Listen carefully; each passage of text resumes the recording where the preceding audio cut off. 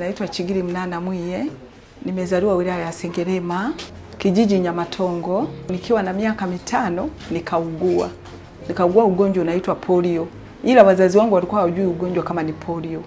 Wakawa wanahangaika sana, wanachimba shimo, bibi yangu kizaa baba anachimba shimo ananiweka, ananikanda na mchanga, ananinyoosha, anafanyaje.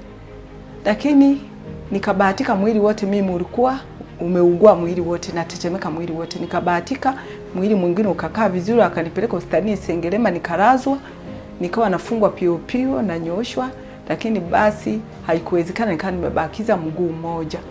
Babu kizaa baba baada ya kupata ulemavu akasema hivi, simhitaji huyu mtoto hapa nyumbani kwa sababu ameshakuwa mlemavu, anaweza akasababisha watoto wangu wengine wasiolewe, inabidi atolewe hapa nyumbani aende akatupwe.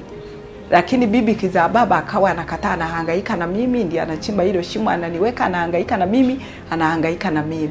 Kaka yangu akawa ananichukua ananipeleka shule, ananibeba mgongoni, wanafunzi wanasaidiana kunirudisha nyumbani, hivyo hivyo tu. Hatimaye nikapata baisikeli ya watu wenye ulemavu. Nilipopata baisikeli ya watu wenye ulemavu, nimesoma, nimemaliza darasa la 7, baadaye nikaenda sekondari, nikamaliza sekondari, nikakaa, baadaye nikaenda chuo cha uhazili, nikaja kujiandikisha ustawi wa jamii, nikachukuliwa nikapelekwa chuo cha uhazili. Nikaenda nikasomea mambo ya office practice, secretary duties pamoja na short end. Kwanza kabisa jamii naiambia hivi, ulemavu sio laana wala sio kurogwa.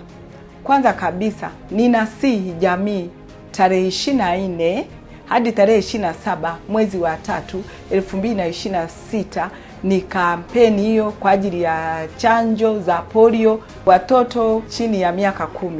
Kwa sababu hiyo ni fursa imetolewa na serikali, wawapeleke waweze wakapata hizo chanjo. Wasiweke mtoto nyumbani tu, kwa sababu anapopata hiyo chanjo, akapata hiyo tiba ya chanjo, hawezi kupata ulemavu. Ujumbe huu unaletwa kwenu na Wizara ya Afya kupitia Mpango wa Taifa wa Chanjo na sehemu ya elimu ya afya kwa umma kwa kushirikiana na wadau wa chanjo.